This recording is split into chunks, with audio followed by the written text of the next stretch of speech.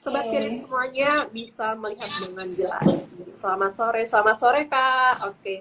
Baik Ci, jadi tema kita hari ini prospek emiten di balik indeks saham syariah dan tentunya sebelum melangkah lebih jauh buat investor semuanya di Indonesia sendiri, di pasar modal Indonesia sendiri, kita juga punya saham syariah ya Ci ya.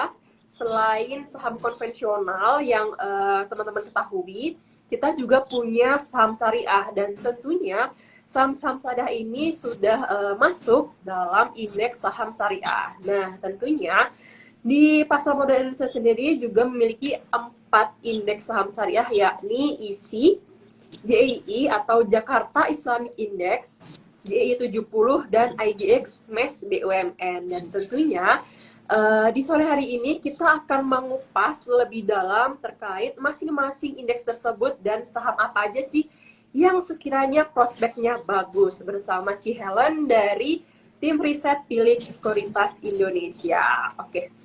Nah, kita ingatkan kembali ya Ci ya bahwa akan ada 5 hadiah menarik buat teman-teman semuanya yang nantinya punya pertanyaan paling seru nih. Jadi, buat teman-teman semuanya, jika kalian punya pertanyaan terkait saham syariah, bisa langsung tuliskan di bagian question box ya. Nantinya kita akan kupas bersama Ci Helen. Dan buat semuanya yang belum gabung, langsung undang temennya untuk gabung. Jadi kita bisa sharing bareng di sore hari ini. Oke Ci, tadi di awal saya sempat menyebutkan bahwa di pasar modal kita bukan hanya saham konvensional aja, tapi juga saham syariah. Nah, apa sih Ci perbedaan antara saham konvensional dan saham syariah? Mungkin buat teman-teman investor yang awam, yang baru, sedikit bingung nih. Boleh diterangkan sedikit sih Ci? Ya, oke. Hai teman-teman. Nah, mungkin teman-teman misalnya bingung ya sebenarnya saham syariah itu apa sih? Jadi, bisa dibilang saham syariah itu merupakan pilihan jenis saham bagi investor yang berminat untuk investasi di pasar modal, tapi bingung atau khawatir dengan status dari produk investasi yang akan dipilih. Wah, halal apa enggak ya? Nah, jadi itulah fungsinya untuk saham syariah. Saham syariah itu adalah saham yang menerapkan prinsip syariah dalam bisnisnya. Dengan kata lain, kegiatan operasionalnya tidak melanggar prinsip syariah. Misalnya, perusahaan tidak melakukan riba. Lalu, produknya juga dijamin halal, serta tidak melakukan praktek perjudian ataupun permainan yang tergolong perjudian dan perdagangan yang dilarang. Nah, itulah bedanya antara saham konvensional dengan saham syariah. Oke, jadi teman-teman kalau misalkan tahu nih perbedaan antara saham konvensional dan saham syariah, mungkin bisa dilihat yang paling ketara adalah dari segi jasa atau bisnisnya. Jadi kalau misalkan jasa atau bisnisnya ini mengandung di luar dari syariah Islam, maka bisa disebut bahwa itu saham konvensional. Tapi kalau misalkan dari prinsip-prinsipnya, jasanya, dari bisnisnya saja sudah bisa dibilang oleh syariah menurut syariah Islam, maka bisa digolongkan dengan saham syariah ya Ci ya. Dan tentunya nih Ci, bagaimana sih proses hingga saham-saham tersebut bisa dikatakan sebagai saham syariah? Ya, nah pada saat proses kriteria saham apa yang bisa dikatakan sebagai saham syariah, tentu ada kriteria yang harus dipenuhi ya, dan Iya. yang juga akan diseleksi oleh misalnya oleh Bursa Efek Indonesia agar bisa masuk dalam daftar efek syariah. Nah, kriterianya kan seperti yang sudah kita bahas tadi, yaitu misalnya tidak melakukan kegiatan usaha yang misalnya seperti perjudian atau permainan yang tergolong judi, lalu juga perdagangan yang dilarang menurut aturan syariah, lalu juga misalnya ada jasa keuangan yang riba, dan juga jual beli risiko yang mengandung unsur ketidakpastian dan atau judi. Dan dari segi rasio keuangan ada dua hal yang harus dipenuhi, yaitu total utang bunga dibandingkan dengan total aset tidak lebih dari 45%, dan total pendapatan bunga dan pendapatan tidak hal lainnya tidak lebih dari 10%. Nah, berdasarkan kriteria-kriteria ini baru akan dipilih dan dimasukkan ke dalam indeks syariah yang ada di Bursa Efek Indonesia. Nah, bener banget. Nah, ngomong-ngomong soal kriteria nih, Kak. Kalau misalkan saham konvensional sudah punya kriteria sendiri, apakah di saham syariah juga punya kriteria yang dikhususkan sendiri nih, Kak? Ya, tentu. Makanya dengan ada pemilihan kriteria tersebut untuk menjamin dari investor bahwa sudah pasti bahwa saham-saham yang masuk dalam investasi syariah ini halal untuk diinvestasikan sehingga teman-teman tidak usah khawatir maupun cemas lagi. Oke, jadi teman-teman, Sobat Philip semuanya, jika ada kepikiran nih, pengen banget beli saham-saham syariah, jangan khawatir, karena sebenarnya ini juga sangat bagus buat teman-teman semuanya. Dan gampang banget ya Ci, kalau misalkan pengen pilih saham syariah, karena di Poems ID udah ada klasifikasinya sendiri nih, udah dibedain langsung antara saham syariah dan saham konvensional, tidak dicampur ya Ci ya. Ya, Oke. betul sekali, sudah dipisah sendiri. Jadi misalnya kan kalau kita melihat sering kita mendengar bahwa ada IHSG. Nah, dan juga seperti LQ45. Jadi di Bursa Efek Indonesia sendiri saat ini juga ada 4 indeks saham syariah. Yang pertama yaitu Indeks Saham Syariah Indonesia atau ISSI. Nah, ini seperti adalah IHSG versi syariah ya. Jadi semua saham syariah pasti akan masuk dalam indeks ini. Lalu juga ada Jakarta Islamic Index, lalu Jakarta Islamic Index 70 dan IDX MES BUMN 17. Jadi dengan adanya indeks-indeks ini semakin memudahkan kita kalau misalnya kita mau memilih saham apa. Contohnya misalnya yaitu Jakarta Islamic Index. Nah, ini adalah 30 saham syariah yang paling liquid yang tercatat di Bursa Efek Indonesia. Selain itu juga memiliki rata-rata kapitalisasi pasar yang paling tinggi selama 1 tahun terakhir dan pastinya juga liquid. Jadi transaksi hariannya setiap hari juga dipilih yang paling tinggi. Sehingga kalau Wow. misalnya kita melakukan transaksi di sini tentu akan lebih katakanlah lebih aman dan lebih tenang. Oke, mantap banget. Nah, Kak, sebelum kita ngobrol-ngobrol lebih dalam terkait indeksnya, ada satu hal yang kelewat nih. Kalau dengan saham syariah itu sendiri, transaksi saham-sahamnya seperti apa? Apakah harus cash atau bisa menggunakan margin, Kak? Nah, kalau untuk investasi syariah ini pastinya kita kan menggunakan sistem online trading syariah sehingga lebih nyaman dan tenang dalam melakukan transaksi saham. Nah, misalnya di Philip Sekuritas ini, nah kita sudah memiliki syariah online trading system atau biasa kita kan sebut SOTS yang seperti Philip Sekuritas Indonesia sudah mendapatkan sertifikasi dari Dewan Syariah Nasional MUI sejak tahun 2016. Jadi kalau misalnya teman-teman tuh menggunakan katakanlah sistem online trading syariah ini hanya bisa mentransaksikan saham syariah. Dan tentu saja prinsip syariah kan yang pertama adalah kita tidak boleh berhutang. Jadi pembelian saham tersebut hanya bisa dilakukan dengan besaran dana yang kita miliki dan hanya dibayarkan lakukan secara tunai. Jadi tidak boleh ada transaksi margin, nggak ada utang karena nggak ada yang melarang prinsip yaitu riba jahiliyah. Jadi seperti itu teman-teman.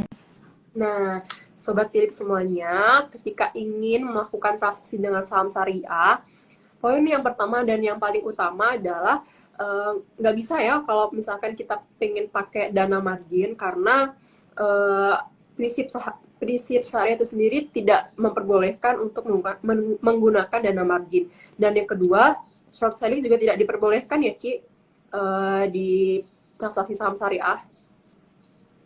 Ya, betul sekali. Jadi, sudah pasti dipastikan adalah yang pertama, hanya bisa investasi saham syariah saja yang sudah ditransaksikan. Jadi, sudah difilter duluan di sistem online syariah tersebut.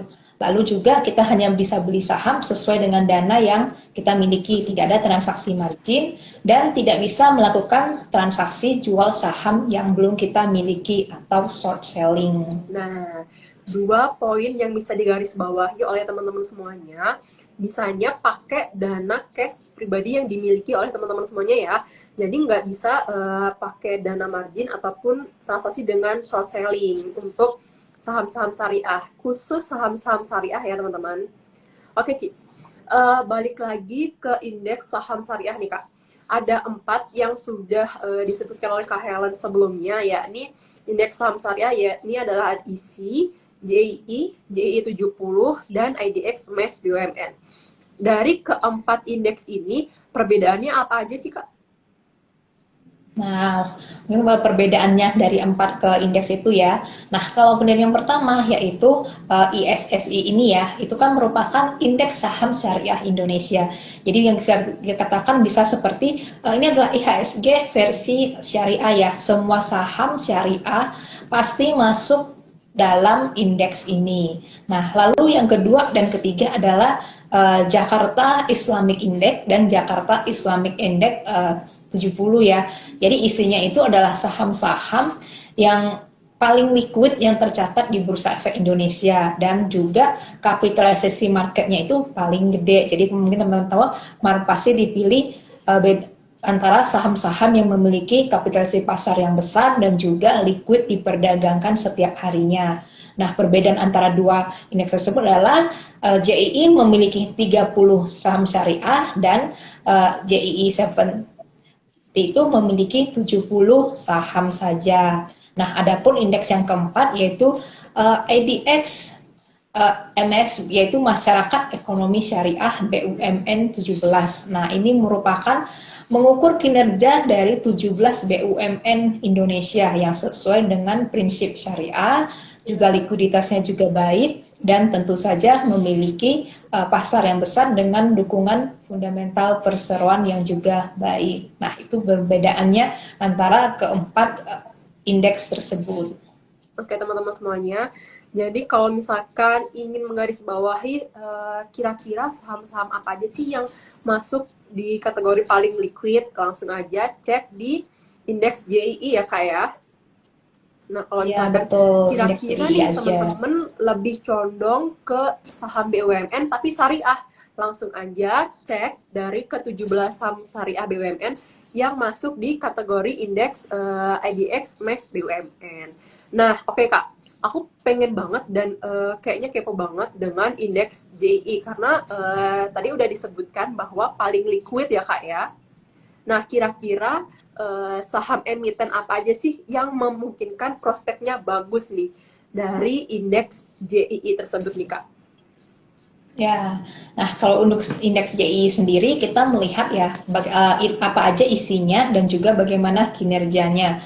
Nah kalau kita lihat secara year to date sendiri, JI ini memiliki return sebesar 7,51%.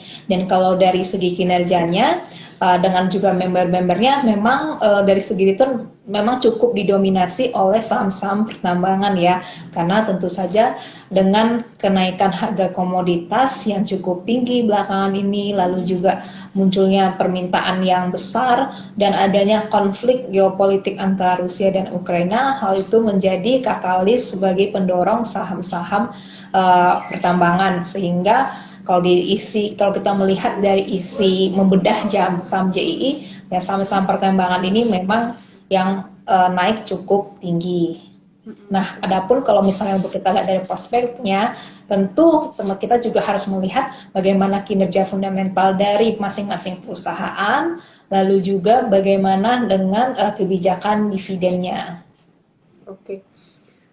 Kalau misalkan kita melihat dari sektor pertambangan, satu atau dua saham syariah apa nih Ci, yang kelihatannya cukup bagus prospeknya? Nah, kalau kita melihat dari saham pertambangan misalnya ya yang masuk di JI ini, nah di antaranya tuh seperti ada Daro, lalu juga ada saham ada Antam, lalu juga ada ITMG, serta ada katakanlah ada PTBA dan juga ada timah.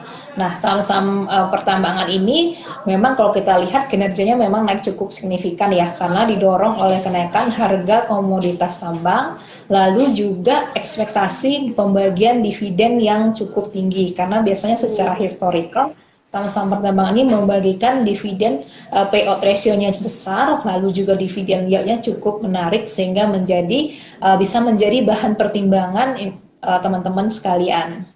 Oke, jadi Sobat Philip semuanya bisa mencermati saham-saham pertambangan yang sering membagikan dividen jumbo ya Kak ya, seperti PTBA, Adaro, ITMG, dan lain sebagainya. Nah, kalau kita lihat historik ke belakang, di 1 tahun ke belakang dari beberapa saham pertambangan tersebut, apakah historinya cukup bagus Kak? Nah, ini juga merupakan salah satu poin yang cukup penting ya kalau misalnya kita melakukan investasi di saham komoditas. Nah, kalau di saham komoditas ini atau investasi, kita sebenarnya mengenal yang disebut dengan rotasi sektor. Jadi apa sih rotasi sektor itu? Jadi rotasi sektor itu adalah misalnya rotasi, yaitu perpindahan dari investasi saham dari satu sektor ke sektor lainnya sesuai dengan katakanlah kondisi ekonomi saat ini, ataukah hal-hal yang katakanlah sedang hype lah misalnya di pasar. Nah, contohnya adalah saham komoditas. Kita melihat bahwa saham komoditas di tahun 2022 dimulai dari akhir tahun 2021 ya, dan kemudian di tahun 2002 ini kan naik cukup tinggi. Akan tetapi sebenarnya saham komoditas ini sempat mengalami tekanan beberapa tahun sebelumnya karena adanya pandemi COVID misalnya, lalu juga ada katakanlah penurunan permintaan, dan tentu saja adanya gerakan lingkungan ya, di mana juga dianggap kita akan mencari sumber energi yang lebih bersih. Nah, pasca dari pandemi ini, lalu munculnya permintaan yang naik, lalu juga misalnya katakanlah harga komoditas yang naik. Nah, ini menyebabkan kinerja perusahaan tersebut membaik sehingga investor lalu katakanlah memburu saham-saham komoditas pertambangan lagi. Nah, mungkin teman-teman juga masih ingat di tahun 2020 ketika COVID baru masuk ke Indonesia, di saat itu juga saham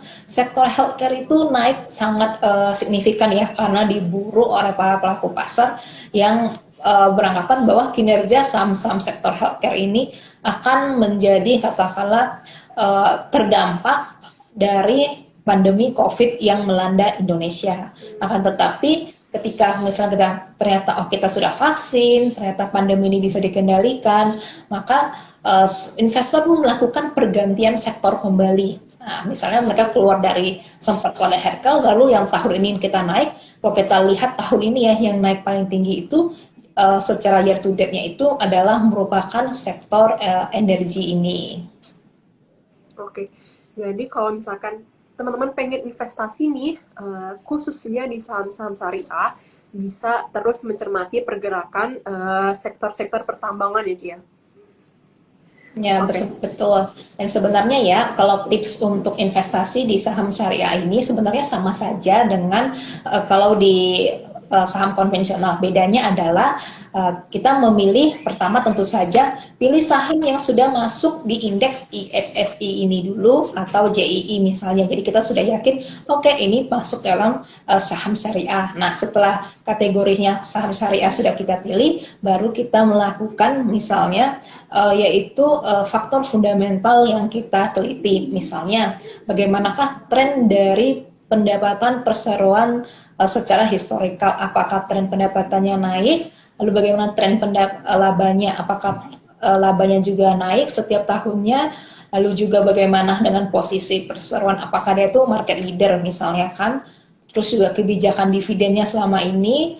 Nah, lalu juga bagaimanakah besaran utangnya terhadap aset, tentu itu menjadi katakanlah pertimbangan bagi kita untuk melakukan investasi. Oke, ada banyak pertimbangan sebelum kalian melakukan investasi, dan tentunya cermati ulang bagaimana fundamental dari emiten tersebut ya Kak ya.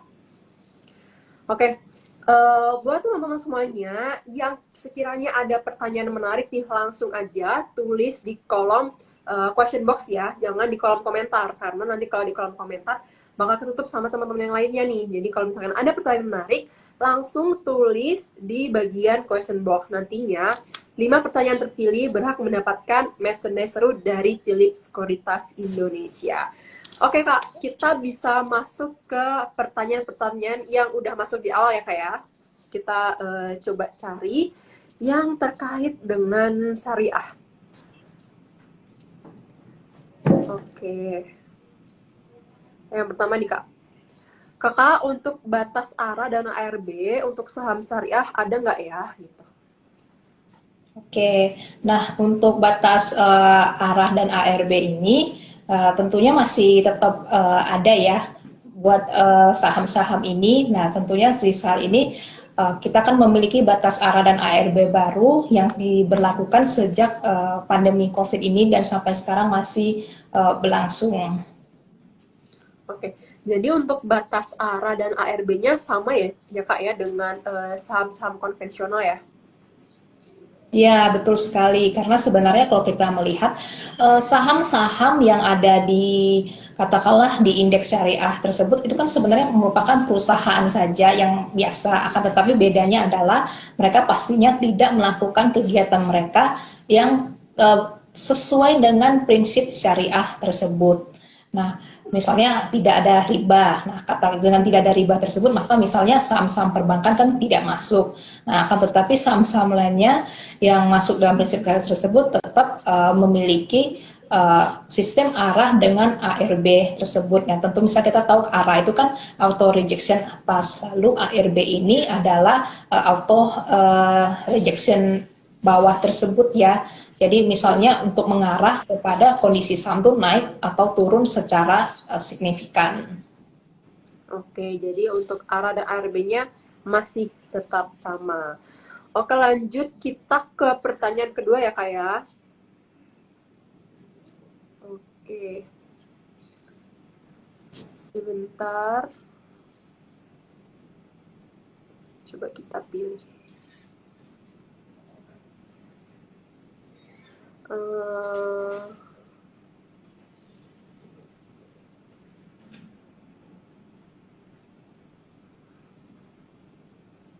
Oke, ini agak panjang pertanyaannya dari Ticker Trick. Coba aku bantu ya Kak ya untuk pertanyaannya. Kak izin tanya, sempat mendengar dari salah satu MI mengatakan bahwa indeks syariah Indonesia masih kalah jauh dengan yang konvensional, apalagi jika dibanding dengan negara lain. Apakah benar adanya? Dan bagaimana meyakinkan investor jika indeks syariah memang tidak kalah menariknya? Terima kasih dari Ticker Trick. Ya, oke, thank you atas pertanyaannya ya. Memang saat ini kalau misalnya kita membandingkan dengan negara lain, indeks saham syariah Indonesia ini memang agak tertinggal. Akan tetapi hal ini sudah sangat membaik ya, karena kalau kita melihat dari tahun ke tahun, pertambahan dari jumlah investor syariah ini terus bertambah di pasar modal Indonesia. Nah, mungkin sebenarnya kenapa agak tertinggal? Ya, yang pertama mungkin adalah banyak orang tuh masih beranggapan, oh sebenarnya investasi saham ini halal apa enggak sih? Nanti Nah, bagaimana kalau misalnya itu ternyata enggak halal, itu melanggar prinsip syariah atau riba. Nah mungkin dengan kesempatan ini kita semua tahu bahwa ternyata mau invest di pasar modal itu bisa karena sudah dibagi dan dipilih ini loh yang khusus untuk syariah saja, jadi nggak usah khawatir. Nah lalu yang kedua juga kayak mitos, wah investasi saham ini susah banget, sungguh membingungkan, saham-sahamnya ada ratusan apa aja yang harus dipilih. Nah, itu juga menjadi salah satu penyebab kenapa katakanlah kalau kita bandingkan misalnya jumlah investor saham di Indonesia ini dibandingkan dengan jumlah penduduknya masih sangat sedikit ya, karena masyarakat tuh kayaknya masih banyak yang menganggap pasar modal tuh hal yang kayak masih di awang-awang atau masih membingungkan. Nah, makanya dengan belakangan ini kan kita lihat banyak sekali edukasi-edukasi mengenai pasar modal, baik melalui webinar dan sebagainya.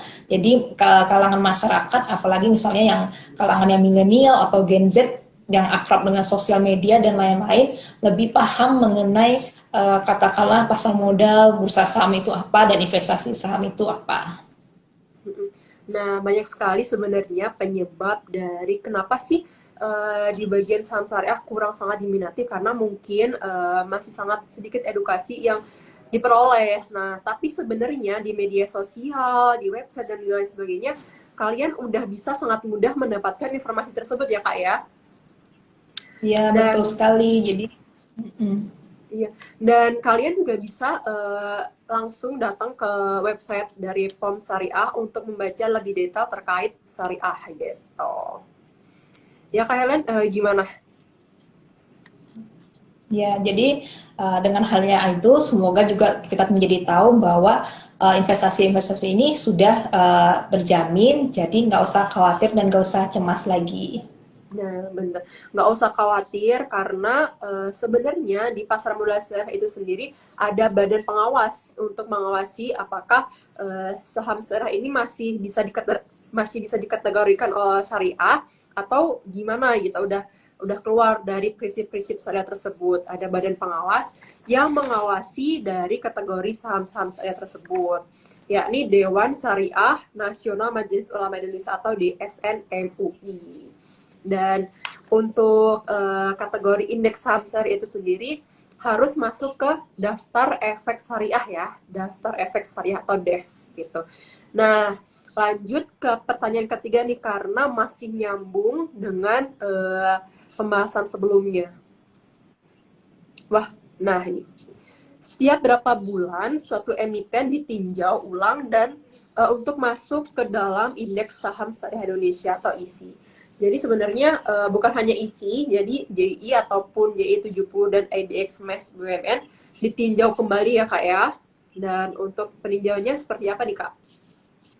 Oke, nah biasanya dalam ini peninjauan dalam isi ini itu dilakukan sebanyak 2 kali dalam setahun, yaitu setiap bulan Mei dan bulan November. Nah, kalau kita lihat sendiri kan sebenarnya apa sih yang masuk dalam kategori syariah itu ya, yang pastinya harus melakukan kegiatan operasionalnya sesuai dengan prinsip syariah.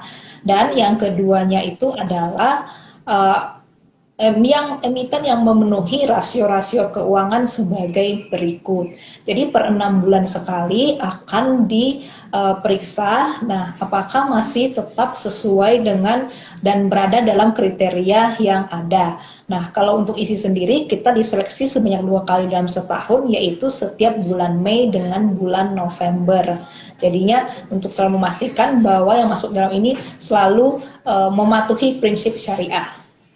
Benar banget. Jadi nanti di setiap bulan Mei dan November atau setahun 2 kali akan diseleksi ulang, akan direview ulang apakah saham-saham ini masih bisa dikategorikan syariah atau sudah dikeluarkan dari indeks saham syariah. Karena ada sebagian emiten yang ternyata ketika perjalanan bisnisnya laporan keuangannya sempat berselisih atau apa, jadi di luar dari prinsip-prinsip syariah, sehingga ketika review kedua nih ternyata si emiten ini dikeluarkan oleh badan pengawas tadi dan tidak bisa masuk dalam kategori indeks saham syariah.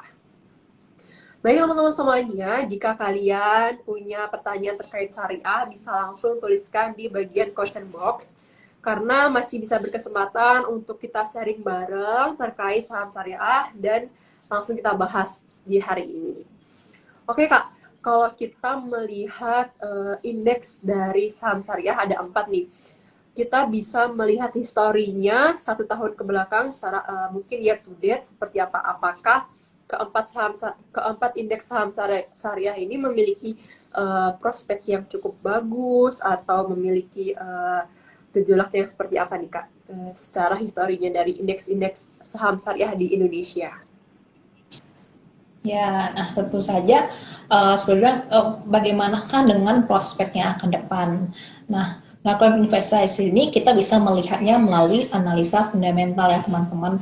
Nah, analisa fundamental itu kan sebenarnya terbagi menjadi 3, yaitu kita bisa melakukan analisa bagaimana kondisi ekonomi secara keseluruhan. Nah, kalau misalnya untuk kondisi ekonomi secara keseluruhan, apa yang berpengaruh terhadap ekonomi?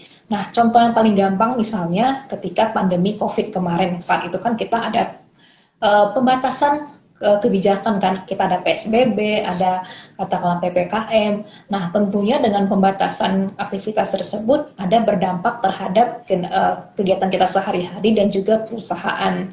Jadi perusahaan apakah yang terdampak sekali? Misalnya pariwisata. Wah, ketika COVID kita nggak bisa jalan-jalan nih, pastinya emiten-emiten atau perusahaan sektor pariwisata terganggu. Tapi ada juga katakanlah misalnya emiten yang katakanlah dari meskipun pandemi kinerjanya nggak terganggu dan malah naik. Misalnya, wah sekarang lagi pandemi kita mau minum vitamin yang lebih banyak dan suplemen supaya daya tahan tubuh kita naik. Nah, itu misalnya ada dari analisa dari segi ekonomi juga. Lalu yang kedua adalah industri. Industri itu misalnya adalah bagaimana perusahaan 1A dibandingkan dengan perusahaan B. Misalnya, wah saya market leadernya nih, saya adalah penguasa pangsa pasarnya, nah saya juga nggak memiliki pesaing yang kuat, nah itu juga bagaimana juga kayak, wah susah nggak memperoleh bahan baku, nah ini semua juga menjadi pertimbangan ketika melakukan analisa industri. Lalu yang ketiga adalah analisa perusahaannya. Analisa perusahaan pasti adalah rasio-rasio keuangan. Misalnya analisa rasio pertumbuhan dari pendapatan, laba bersih, lalu juga ada rasio PI ratio atau PBV. Nah, terutama PI ratio ini yaitu price earning ratio sangat sering sekali kita gunakan untuk membandingkan saham yang berada di industri yang sama untuk dicari manakah kira-kira saham yang sudah over value atau saham mana yang under value. Jadi teman-teman bisa menggarisbawahi dari kehelan tersebut ada berbagai macam poin-poin yang bisa dicermati sebelum melirik dari emiten di indeks-indeks tersebut ya Kak ya. Nah, kalau berbicara terkait dengan analis rasio keuangan perusahaan, di saham syariah itu sendiri juga memiliki kriteria nih, maksudnya seperti ketika berprinsip dengan prinsip-prinsip syariah, terkait dengan analisis rasio keuangan perusahaan, jadi total utang berbasis bunga atau riba dibandingkan dengan total asetnya tidak boleh melebihi dari 45%. Jadi kalau misalnya sudah melebihi 45%, nantinya akan dikaji ulang, akan direview ulang, dan nantinya dari badan pengawas tersebut akan mengeluarkan statement bahwa emiten tersebut tidak bisa dikatakan syariah lagi gitu. Oke, kita bisa masuk ke pertanyaan selanjutnya dari teman-teman pilih nih. Oke, mungkin ini baru join, baru bergabung, tapi nggak apa-apa, kita bisa ulangi lagi ya Kak ya. Apakah perbedaan antara saham syariah dengan saham konvensional? Arnando Aji 98 mungkin lagi ada apa ini, jadi baru bergabung, jadi tadi sempat ketinggalan di awal, tapi nggak apa-apa, kita coba ulangi lagi ya Kak ya, perbedaannya seperti apa. Nah jadi saham syariah ini sebenarnya adalah pilihan jenis saham untuk investor yang berminat investasi di pasar modal, tapi khawatir atau bingung sebenarnya kita investasi ini halal nggak sih? Nah makanya untuk menjawab kebingungan tersebut, nah adalah saham syariah. Jadi saham-saham yang masuk dalam syariah ini sebenarnya bedanya apa? Yaitu harus menerapkan prinsip syariah dalam bisnisnya. Jadi ada Dewan Pengawas Syariah di perusahaan yang akan memeriksa apakah kegiatan operasional tersebut sesuai dengan prinsip syariah atau tidak. Misalnya tidak ada melakukan praktek perjudian atau permainan yang tergolong perjudian. Lalu juga tidak melakukan perdagangan yang dilarang menurut syariah. Lalu juga contoh lain, nggak ada jasa keuangan yang riba misalnya, jadi udah pasti juga produk-produknya halal. Nah, dengan apabila kriteria tersebut juga ada misalnya rasio keuangan yang harus dipatuhi, misalnya utangnya tidak boleh lebih dari 45% dari total aset. Nah, apabila kriteria tersebut dipenuhi, maka baru masuk dalam saham syariah. Nah, jadi di pasar modal kita sendiri ada dua jenis, yakni saham konvensional dan saham syariah. Buat teman-teman yang sekiranya pengen transaksi di saham-saham syariah, harus mencermati dari kriteria-kriteria tersebut. Oke, kita bisa lanjut ke pertanyaan terakhir. Pertanyaan terakhir, oke. Nih, dari Ujang _Hilir. kalau emiten dikeluarkan dari kategori syariah, apakah oleh POMS akan dijual otomatis atau tidak? Ya, oke. Jadi kalau misalnya bisa sudah terlanjur membeli saham yang keluar dari katakanlah indeks saham syariah tersebut. Jadi kita bisa melakukan penjualan atas saham-saham yang sudah keluar, tapi tidak bisa dibeli kembali karena saham tersebut sudah tidak masuk dalam kategori syariah.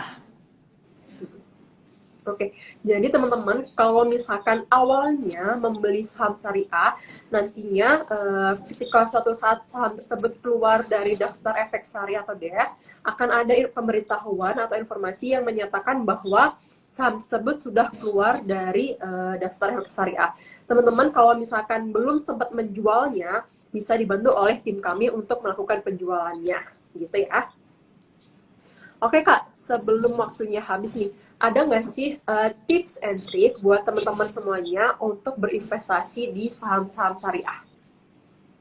Ya, oke. Nah, tips untuk investasinya adalah pertama, tentukan adalah karena investasi saham syariah kan kita tidak boleh berhutang, tentunya siapkan dulu dana yang ada dan pastikan dananya adalah dana dingin idle money kita sendiri, teman-teman. Jadi jangan misalnya pinjam itu pasti nggak boleh, no ya teman-teman. Lalu tentukan tujuan investasi kita, misalnya saya mau untuk mahar untuk menikah misalnya, atau mau pergi naik haji, nah atau mau pergi naik umroh. Jadi kita lebih semangat gitu loh karena kita ada tujuan yang ingin dicapai. Lalu tentu saja lakukan PR kita, yaitu analisa saham-saham yang hendak kita beli dan lakukan review secara berkala.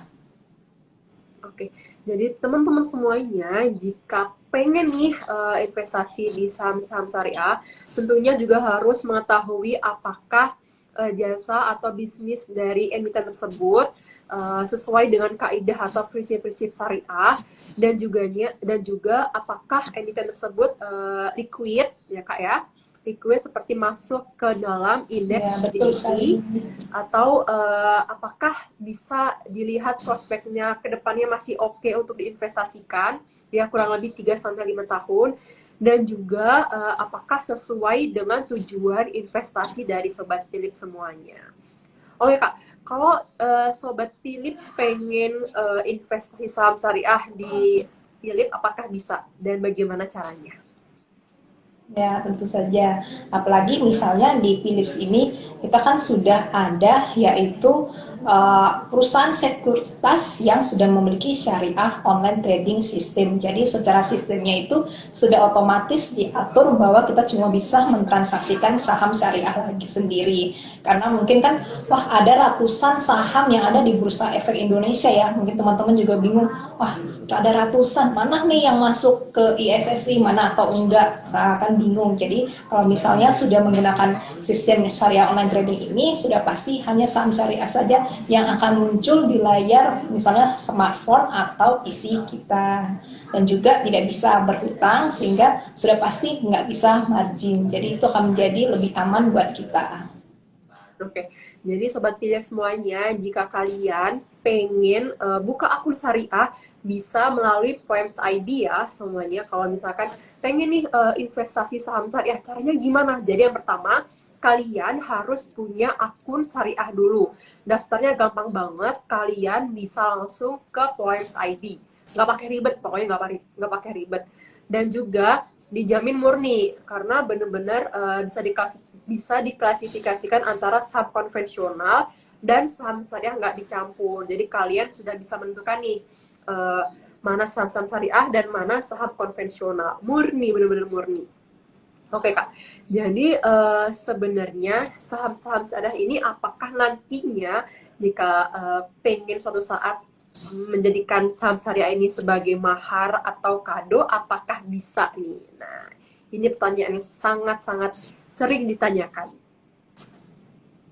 Ya, nah tentu saja kita bisa menjadikan saham ini sebagai mahar ya teman-teman. Nah teman-teman bisa menghubungi Philip Sekuritas sendiri untuk bertanya bagaimana prosesnya. Misalnya saham apa yang masuk, saham syariah mana yang mau dipilih, lalu bagaimanakah nominasinya.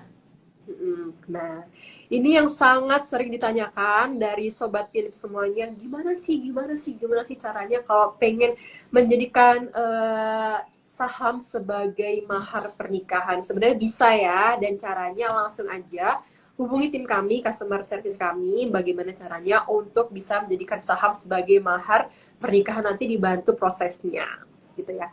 Oke, terima kasih banyak Kak Helen atas waktu dan kesempatannya untuk sharing bersama kita di sore hari ini. Semoga Kak Helen sehat selalu, portonya juga bagus, dan bisa menemani kita di kemudian hari. Oke, Makasih thank ya you Kak ya. Farah. Terima kasih juga teman-teman semuanya.